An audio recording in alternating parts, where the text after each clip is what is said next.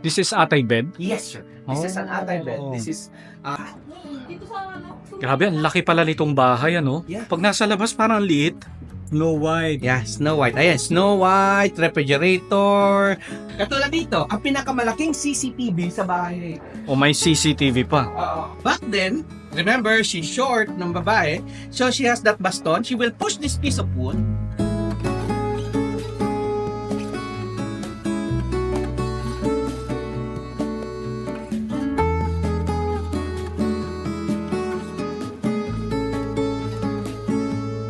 Oo. Everything here was kept during the World War II. Imagine, Oo, Siguro. grabe. ang kwento namin dito, na-stress yung matanda, si Tanadikan, kasi Oh. kailangan ibakit yung bahay. So that evening, na kailangan niya magligpit, siguro Oo. napagod siya. Actually, the cause of her death is, she died in Bacolod after she left the house. Might be because napagod din yung matanda, no? Okay. Nung nagka-World War II sa Pilipinas.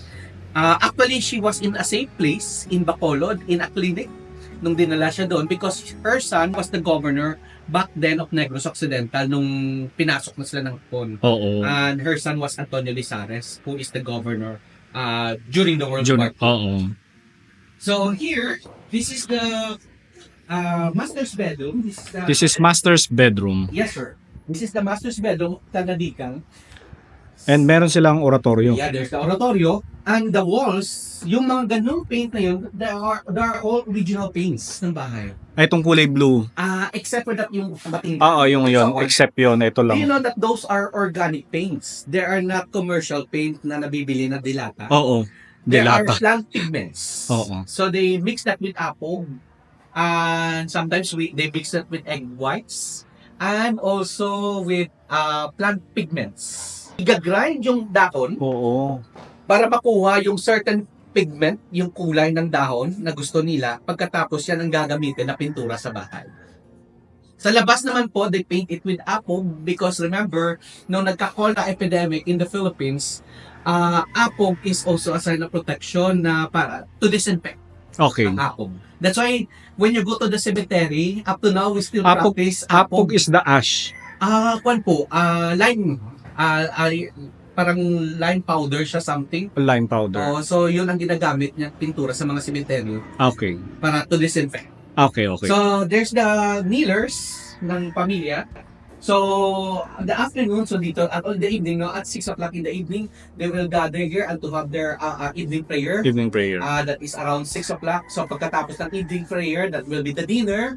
And dinner, after the dinner will be followed with the tertulia. Tertulia naman is one of the girls or one of the daughters will play piano, or sometimes there's an operata, or sometimes they will have poetry reading dun sa bisala. Or sometimes they will read books, no? They will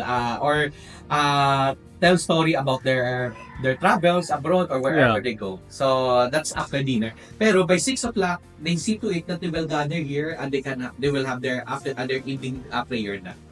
And isa pa, pag dumating na yung Semana Santa, that's the Viernes, a little bit mas matagal na yan na prayer. It takes 2 hours together with kung malapit na yung Undas. We just celebrated the Undas 2 days or 3 days ago. Meron silang prayer na tinatawag nila na Benditas de Animas or else the Decenario. That is the prayer for the dead. So, ang isang cycle ng prayer na yan po, it takes around an hour and a half. Because meron diyang part ng prayer ng Decenario that you repeat it 5 times. So, ang tagal. Ang tagal. Ang tagal yan ng prayer. So, imagine, nakaluhod ka dyan for Oo 1 nga hour po. and a half. Sadly lang po, because of Vatican II and also because of the modernization, Oo. everything, yung mga tradition na nawawala. Nawawala na. But, we're lucky enough, some of the families, they still practice but not so much. Yeah, not so much. So, this is the bed of Tanadikang. Actually, this is only her bed because the bed of her husband is on the other side way back. May twin bed ito siya. But it so happened, the other bed is wala na dito sa bahay na ito. So, dito, alone siya, natutulog dito. Alone din yung husband niya natulog sa kabila. Separate talaga sila Separate sa beds. Sort of, that is a Catholic tradition, no? In the Christian tradition, that even you are already married, you have also your privacy. Ganun so, ba yun? you have your separate beds. Oh. And actually, it's ugali din ng mga European royal families, no? I think siguro through reading nila nakuha nila yung idea niyan na kahit mag-asawa kayo, pero by the time that you're in the bed, you're separated. Oo. You have your own privacy. So, this is atay. There is that lotus flower over there. This is atay bed? Yes, sir. This is an atay bed. Oh. This is more than 100-year-old bed. Di tanadikang. Pinapaayos lang ang weaving sa kanyang higaan. Itong sulihiya. Yes, niya. But that's almost more than 100-year-old. Kaedadan ng bata. Oo. So, there's the baul. That alcampurches. Alcampurches. Have you noticed po, yung mga alcampurches o yung mga baul na ito, bakit andito yan sa paanan? Based on my observation and also my research, usually, mga old houses, they see to it na andyan yan malapit sa kama because andyan na yung mga importanteng papeles, dokumento, or whatever. Oo. Because in case may gera o may sunog in the middle of the night, the first thing na kukunin mo yung baul. Kaya nandito siya. Oo. So, kailangan mo nang ialis sa bahay kaagad. Oo. So, lahat ng mga importanteng dokumento, papeles, they see to it nandito. Okay. The tradition right now, they kept the magandang tela in the baul. Literally, way back, ganun din. Kasi, pag in kaso may sunog or whatever na disaster mangyari, at least you have their clothes there. Pero, important, andyan yung mga papeles. And these alcampurches can protect your documents from peste sa mga insects because meron siyang scent na linalabas yung kahoy that can Prevent. from the insects to come into the baul. So kaya andyan sa paanan. So there is sa ngayon yung mga tao is mahilig na sa mga gadgets. Si Tatadikan is also mahilig din sa gadgets. Ang gadget niya dito is sewing machine. Sewing machine. That is an electric sewing machine. Mahilig siya man eh. Actually, this one. Yung Electric sewing machine. Electric sewing machine. Ito sir, ito? Yes po. Oh. So actually, si Tanadikan, Diba, electric? mahilig siyang gumawa ng damit. That's why in one of the letters downstairs, may nakasulat doon na gumagawa siya ng mga sayang. Oh, ang galing So naman. mahilig siyang, actually that is her pastime pag wala siyang ginagawa sa kanyang escritorio. Oo. Meaning her desk where she will write everything on, ng mga documents on the paper. And this door is always closed. Because This is her private room, no? This is her private nook. Remember kanina I mentioned, the chair is over there sa likod ng wall. Oo. Para hindi siya dito makita, hindi ma-notice. Because example, may bisita dyan. Ayaw niya sa bisita na yan. So, ang mangyayari niyan, ang mga helpers, ang sasabi, sige, bigyan mo lang yan merienda, bahala. Huwag kayong magsabi na andito ko sa loob. So, discreetly, ang mga helpers, andun, bibigay ng merienda. Pero, the other helpers will come in. And, what they will do, they will hold this poste ng bed and they will push this all the way to the wall. Because underneath the wall, the bed is trapdoor. Trapdoor for... Ito, trapdoor niya. Ang trapdoor, that is her escape door that leads all the way to the ground floor. May hagdan yan noon. Ngayon, it's already bodega, wala na yung hagdan. Okay. But it used to be, pag may unwanted guest siya, she will go downstairs and she will, hindi siya makita. Actually po, ang reason niya... Para kunwari, wala talaga siya. Wala siya dito. Oo. Bakit kailangan niyang bumaba? For me, kailangan niyang bumaba para kung may pupasok ditong bisita, no, at saka yung anak ng babae pupunta dito. Example, yung isang anak ng babae, gusto yung lalaki, pero siya ayaw niya. Pagpasok siya sa room, nakita niya yung bed na paurong nasa sa... right away, papasok sa kokote mo na, ayaw niya sa lalaki na yan. So, wag mo nang i-entertain yung lalaki. Kasi umurong na yung bed na yan. Gano'n. Diba?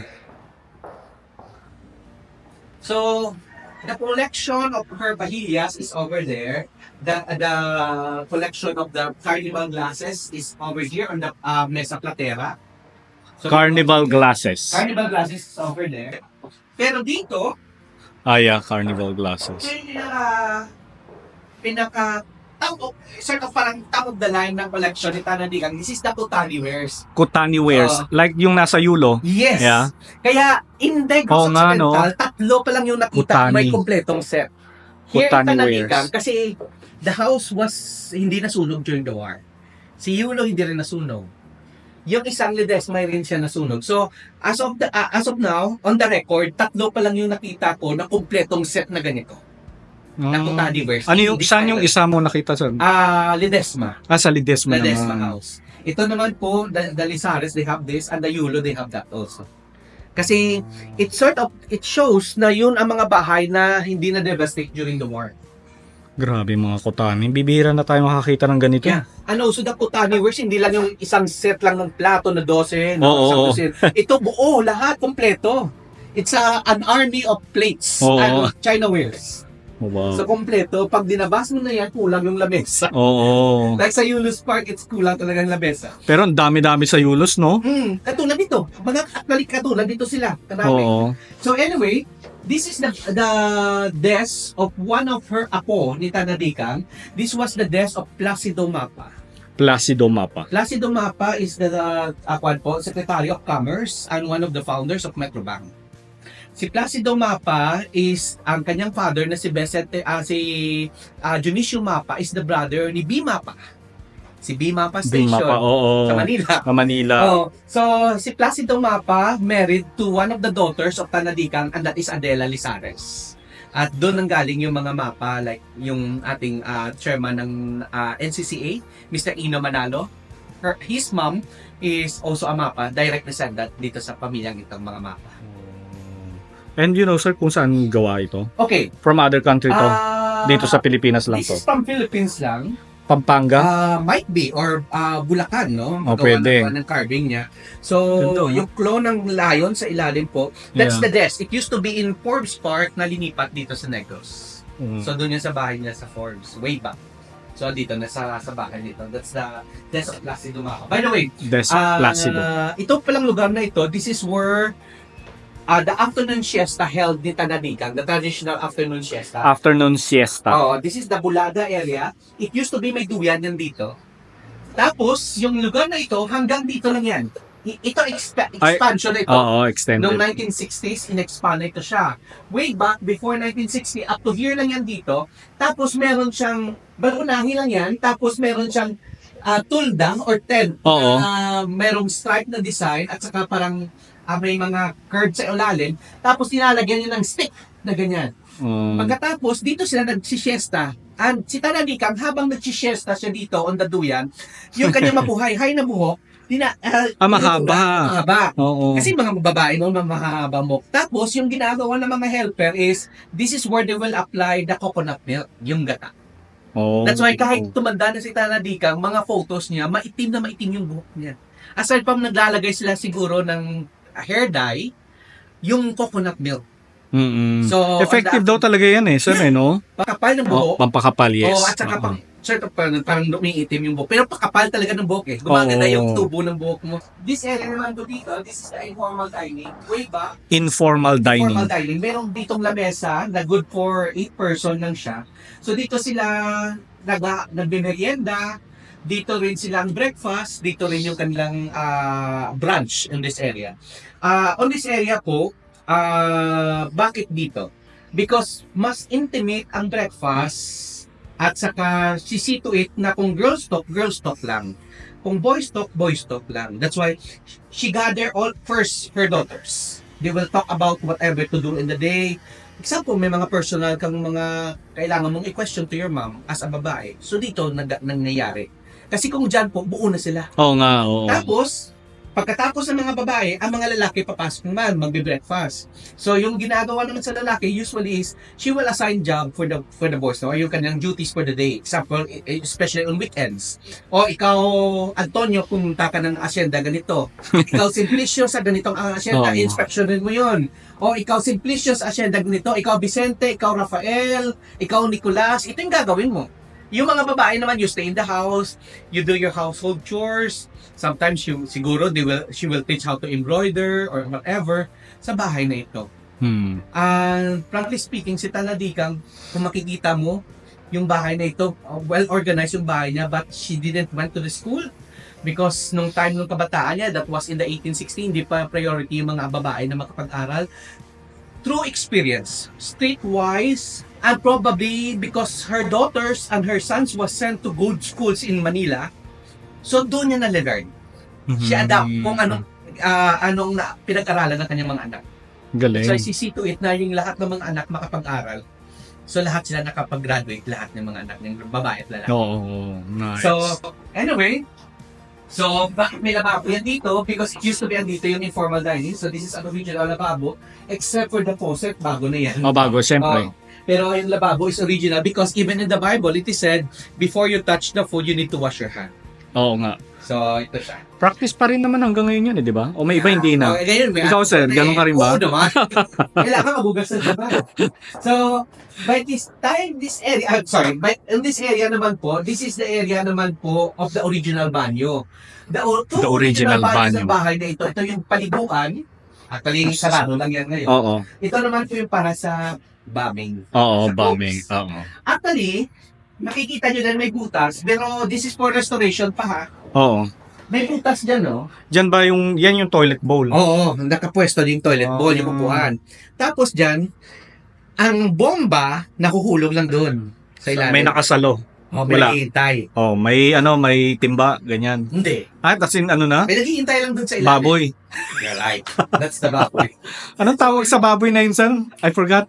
The Talunon. talunon, Oo. yes. Sa mga talunon na baboy or whatever baboy dyan sa ilalim, naghihintayan sila and that is the baboy na dinilechop at piyes. Per fiesta, yeah. For us here in Visayas, especially in Negros, that's why they see to it, hindi sila kakain ng part ng mouth, ng lips, itong part na ito. Kasi ito yung Sarap Oo. ang kumakain. So, binibigay ng someone. Kung gusto niyo yung ulo, bahala kayo dyan. Basta sa aming katawan. Katawan. So, anyway, that area. And, kung titingnan nyo po, ang setup ng bahay, ito sa likod ng, louver na ito, o ng divider na ito po, that's the kitchen. Noon. Oh, no. Oo. Actually, ito no, andyan pa yung kitchen. okay. Hindi na siya pa-functional kitchen, but that's the original kitchen. Okay. Tapos, that's the main house sa likod nyo po. Oo. In between of the main house and the kitchen, kasi apoy ito, delikado ito, pag nasunog yan, diretso sa bahay. Oo nga.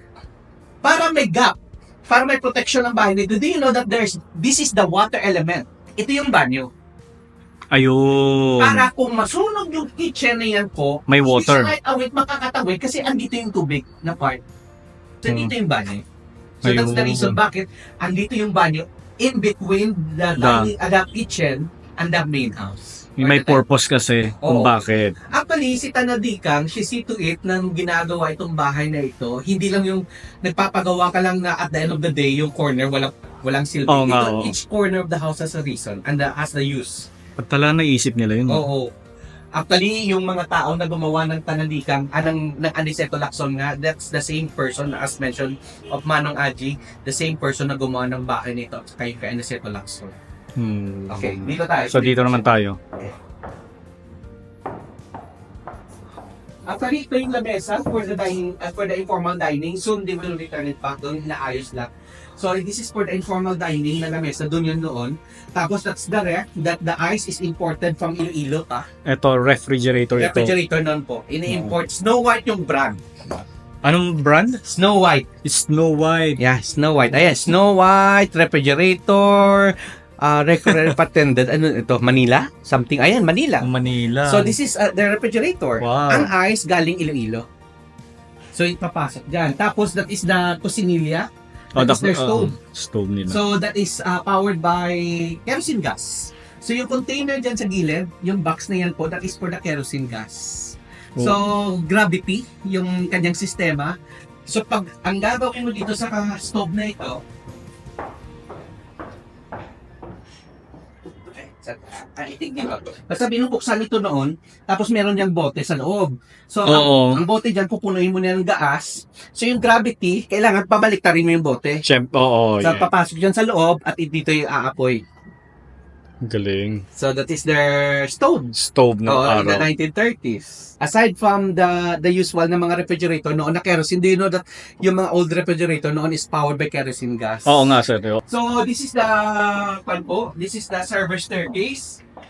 On this area naman po, this is the area naman po ng kanyang azotea. Ang azotea actually was added only in the 1900s, more or less in 1901 or 1902. This is the cement part. Okay, this is the only. Semento na. Oo. So, actually, she spent almost 200,000 pesos nung ginawa ito. So, this is where they kept the water from the ulan. O, sinasalo nila. Oo. Originally, itong bubong na ito, meron tong yung kanyang owning, yung Oo. kanyang tarog. Tapos, Tarog. meron ditong panel. It goes straight here to the screen. Tapos, lahat ng tubig galing sa ulan dyan na iinbak. Ang tubig na yan po, yan ang ginagamit nila panghugas, panglaba, pwede pang ligo but not for drinking. Okay. So dito yan. So actually, almost the entire floor na ito po, this is the tangke ng tubig.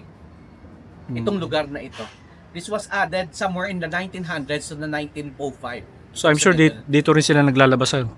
Yes, pwede. No? Dito rin, no? Actually, dito sila naglilitsyon. Naglilitsyon. Pwede dito sa ibabaw. And also, yung mga bata, pwedeng maligo dito. Yung mga maliliit na bata, Oo. pwedeng maligo Pwede dito. maligo. And also, kung summer season, pag mainit sa loob, dito sila nagla-lunch. Nagdi-dinner. So, linalabas yung lamesa. So, open air dinner. Oo. Para hindi mainit kasi para mas maaliwalas than dun sa loob. And way back, itong mga paluster yan dito, it used to be may mga potted plants yan dito. Ang mga potted plants dito, so sa ilalim is ornamental plants. Sa likod naman orchard, mga kahoy na yan doon. Oo. Dito naman po, ang mga potted plants na nilalagay dito is nagtatanim sila dito ng sibuyas, kamatis, or whatever na magagamit nila sa kitchen. Oo. Kukuha ka lang dito, organic yon. Pero, these potted plants can be used as your protection. In case there's someone particular downstairs, Oo. naglalakad doon, na parang kakatakot to Oo. Parang hindi natin parang So at least yun pang ano yun, pang cover. no, Tama ba? kukuha ka dito, yan ang Ganun ba yun? Oo. Yan ang pangtapon mo dyan kung sino ang tao na yan. Sino ka ba? Yan, tapon ng mga kwanda ng mga pots. Ganun So, pala yung yun. yung defense mechanism Oo. dito sa ibabaw. So anyway, that's the pump ng tubig dito para ma-supply niya yung mga banyo, especially yung mga toilet bowls. Yeah, So pump. itong pump niya, paakyat dito sa loob ng kwarto. Dito sa ano? Grabe, ang laki pala nitong bahay, ano? Yeah. Pag nasa labas, parang ang liit. Actually po, ang shape niya po is parang letter L. So, actually si Tananika, she keep on adding eh. Kaya lumalaki ng lumalaki. Yung ugali talagang Pilipino. Oo nga. From that small house, tapos, sige, additional tayo dito ng extension ng kusina. Tapos, sige, extend natin ng konti yung wall ng kwarto. Tapos yung extension, nadagdagan ng isang extension hanggang lumaki ng lumaki. The usual Pilipino ugali, no? Oo. Tapos, itong part na ito, kundi dito naliligo. Pagdating yan dito, actually, this the Moorish-inspired window. Sa lahat Moorish inspired. na part ng bahay na ito, ito may pagka-Moorish inspired. We suspect on that Alunan side, because of the word Al, might be galing Mindanao. So, we don't know. Might be lang. Might be lang, yeah. Because of that Moorish inspired na part ng Okay. bitana na yan. And another thing about this, itong part na ito, ang wind na coming from the east and from the north, dito nagbabump at papasok dito. Oo. Pagkatapos maligo ng mga anak na babae dyan sa banyo, they will proceed here. This will be closed like this. And this part will be, nakasarado ito, i-open ito. Uupo dyan yung mga babae sa floor. At pagkatapos, dito sila magsusuklay ng kanilang buhok. This is where they will dry up their hair. Ang reason yan is, if ikaw dito sa ibabaw, kita mo lahat sa ilalim. Oo nga. But, did you know that if you're there downstairs, hindi Hindi- mo manotice kung sino yung sa ibabaw. Ganun ba yun? Yeah, kung dito doon ka sa ilalim, hindi siya clear kung sino sa ibabaw. Kasi, ang galing. it is a tradition for us Filipinos, especially for the girls, don't comb your hair in public. Kasi pag nagsusuklay ka in public, especially pag may lalaki, it's a sign of flirting. Ganun ba yun? So, kailangan... Nung time na yun, no? Punta ka ng banyo. Kaya even the lolas ngayon, no? Pag may pamang-apo silang andun sa restaurant, sabihin magsusuklay, "Shh, go to the powder room, not here." Kasi, ang pagsusuklay, it's sort of flirting siya. Aside from hygienic, no? Kung Oo. nagkakain ka, yung buhok mo pupunta Oo. sa lamesa. But literally, pag may lalaki in front ng babae at saka ginagalaw mo parati yung buhok mo, it's a sign of flirting. That's why, sa simbahan, remember noon, yung mga babae kailangan nakamanto to protect your hair. That's why Muslim cover the Oo. hair. And also, yung mga lalaki naman, yung mga pare, may tonsure dito because ang hair natin is a sign of vanity. So, yung mga babae o yung mga madre may manto din. Oo nga, yes. Nagsisipa nung nakamanto. So, sir, question lang. Itong mga kapis, may kapis talaga siya. Yes, sir. Original yung mga kapis niyan. Wow. back then, nung tinayo yung bahay na ito, except some of the windows na naayos na. Pero literally, ito po original. I will show you something later na yung pattern ng kapis, ng kapis, maganda po yung paggagawa niya ng kapis na window. Ito naman po may mga dots. Oo nga, Oh. yes. Oo, Pero mga ang dots. magandang kwan po, ang paggagawa ng kapis, ito, kita niyo yung pattern niya, lahat ng angle ganyan, no? Papunta dito sa... Oo. So ngayon, kung gagawa yung mga tao, kahit anong pattern yan, pero they see to it na may pattern. Oo. So kita nyo yung design niya, ganun din lahat. Mamaya I will show you na yung crown, yung stem ng kapis shell, nagsisituate siya na andun siya sa pinakagitna. Oo, Na sige parang sir. bulaklak siya later, andun sa ilalim. So lahat ng mga pahilya dito Tanadica, meron siyang initial. There's the name, there's the letter EA, stands for Enrica Alunan. Enrica Alunan. Ang EA, because for her, ang gamit na ito, after mo gamitin, ibalik mo dyan sa cabinet. Because Oo. kung gagawin niyang EL yan, may mga anak siyang may initial na EL. So pag wala na siya, pwedeng sasabihin, ay sa akin yan kasi EL yung Oo initial. nga. Pero EA, sasabihin, ay kay mama yan kasi EA Oo, siya. EA. So yan, pinakostumize niya yan lahat na may initial na kanyang pangalan, EA. So, the Pepitas is here. And also yung photos na kanina I mentioned about the dining room. Yung dito si Quezon. Ito siya. Yung mesa platera na yan, ito siya. Imagine, Oo. ang presidente ng Pilipinas, pinaupo niya lang dito sa andyan sa pinakakabisera na ito Oo nga, no? kung presidente ka, ikaw yung doon sa may kabisera, pero out of respect of Quezon. Actually, Quezon was here in 1938 of October 19 to greet Tanadica a belated happy birthday. Kasi ang Nice. birthday is September. Oo. So, a month after, pumunta dito si Quezon for the charter of Bacolod. So, andyan si Tanadican. So, si Quezon is somewhere there. On one of the cheers. Tapos, yung kanyang adopted son, Rafael Alunan Sr., ito siya. Ito naman ang governor ng Negros na si Valeriano M. Gatuslao and the rest of the Desares boys. Ito, ang kanyang anak na babae na si Maria, na yan ang taga-minutes ng everything na ginagawa ni Tanadican. Wow. That's Maria Lisares. So, by the way, itong room na papasukan naman natin po, this is the most important room sa bahay nito. Most important room. Kasi ito yung kanyang dispatcho. Dispatcho. Dispatcho, Parang sa yulo rin. yeah. No? Yeah, ang yulo naman paakyat mo sa hagdan, Oh, diretso. oh. Ito sa gilid. Sa gilid naman Pero siya. ang maganda sa dispatcho dito ni Tanadikang is, if you're standing here, bukan. Ito, pinakasentro. Pag tayo mo dito, 360 degrees kita mo na. Ay, oo nga. So, you try. Dito tayo. Sige nga, sir. Try mo dyan. Sige ta. So, pag nandito tayo, kita natin. Kita ko yung bedroom. Buong bahay. Oo nga. Mula dito sa dining room, sa master's bedroom, sa receiving area, sa sala, even the garden. Yung mga anak mong nagpapatuyo ng buhok, ang naglalaba doon sa may aliente. Oo nga, no, 360. 360 Ayan, yan. nandito po. Galing. So, naisip pa yun na... Yeah, Ang galing. ng lady of the house. So, she see to it na habang gumagawa siya dito ng mga paperwork, Kita niya lahat. lahat, siguro gumagawa siya ng mga lista ng kanyang kidan, ng kanyang mga asyenda, Oo. at also ng kanyang mga kwan sa tubo sa central or whatever. Habang gumagawa siya dito, nagsusulat, ang mata niya umiikot. Nakikita niya dito. Pero, 360 ang mata niya. 360, ang side. Did you know that even the ground floor nakikita niya from this area? I will show you. Dito tayo. Nakikita. Kasi nag-ganyan, no? Yung sahigo. Oo, Pero, way back po, hindi ganyan. Meron itong maraming butas. may mga Oo. may awang yung mga sahig. May awang. Oo. Pero dito, butas talaga. Ayan, no? Oo, May nga. mga butas. So, bakit siya may butas, sir? Okay, ang reason yan, meron siyang parang teleskopyo, ginaganyan niya, tinitingnan yung mga tao sa ilalim kung anong ginagawa, especially mga helpers niya. Kung, example, may assignment kayo for the day, o, kayo mga babae, kasi meron siyang orchard na puro santol. Oo. So, ang gagawin, sa mga hindi nabenta na santol, gagawin yung jam. So, magbabalat kayo dyan. So, pagkatapos, kung nakita niya kang hindi ka nagtatrabaho, gumaganyan sa Ganun. informing, o ikaw, wala kang ginagawa dyan. So, yun. Katulad dito, ang pinakamalaking CCTV sa bahay. O may CCTV pa. Oo. Kaya yun ang mga maliliit eh. Back then, remember, she's short ng babae, so she has that baston. She will push this piece of wood. way back, wala pa itong kisame because dinagdag na yung kisame. Oo. Kita mo yung buong ground floor from this room, from this area. So nakikita niya, sasabihin, "Shh, shh. Hoy Victoria, anong ginagawa mo dyan? Ano, natutulog ka naman, wala kang ginagawa dyan. Gising ka na, may ginagawa ka dyan." Si Victoria. Sorry ginamit ko yung pangalan ni Victoria. So yun. Ang galing. Oh, so nakikita niya, actually hindi lang yan dito.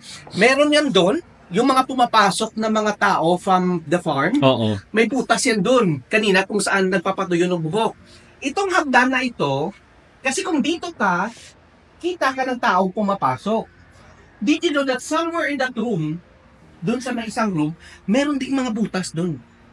So, nakikita niya lahat. And, to sum it up, no, itong area na ito po, itong mga kalyado na makikita niyo po, this is symbolized na ito siya as the flower of the house, Sampaguita. As her devotion to the Our Lady of Miraculous Medal, yan ang oval. Tapos, merong number 8 as a sign of infinity and Protection. good luck. Okay. Tapos, merong thorns as a sign of protection. Protection, yeah. So, pagkatapos niyan po, lahat yan, apat yan dyan para sa ventilation. Pero kung dito naman yung po titingnan dito po, those are the protection ng bahay. Actually, those are phallic symbols. Symbolized ng mga lalaki. Anong symbol yan, sir? Phallic symbol. Phallic symbol. Phallic Oh. symbol is a symbol na yan ang protection. Sila yung nagbabantay ng bahay. Oo. Kasi ang mga anak na lalaki hindi natutulog sa ibabaw, doon sila natutulog sa ilalim. Sa ilalim. Oh, so sila ang nagbabantay sa bahay na ito. Kaya meron diyang ganun, no? May phallic symbols. Underneath that plank of wood, merong butas, no? Oo nga, sir. Ang Oo. butas na yan symbolize the floor. I see. Tapos yan ang mga Interesting. lalaki, ang lalaki sa ilalim na nag-stay sa ilalim. Tapos yung pintuan, yung ang arch na yan po, yan no, the arch on the door, it also design also on the kalyado, symbolize na may nagbabantay sa pintuan. Oo nga. Lalaki. Yes. Kung may lalaki, because itong area na yan, mga babae naman po, yan po, may mga symbols din po ng mga babae dun on the other side. Hmm. Okay. So far, Wow. that is the balay ni Tanaditan. Babae. The lady is Remedios Alunan Lizares. She married to the famous mayor of Manila, and that is Leon Ginto. Leon Ginto. Wow. Mm. Ang galing may picture kayo. Nakakatuwa naman. And this is the one of the daughter of The Tanadikan. youngest daughter. Ah, She's the the youngest. 17th daughter of Tanadikan. Ah. Danya Enrica. So, I hope na nag-enjoy po kayo sa pagbisita. Maraming salamat, Mr. Raymond. Thank you po. Thank you so much po. And I hope na you learn here a lot of the story of this old lady in the name of Enrica Aluna Viuda de Lizares. Maraming salamat po ulit, Salamat Sir po. Raymond. Thank Thank you. you.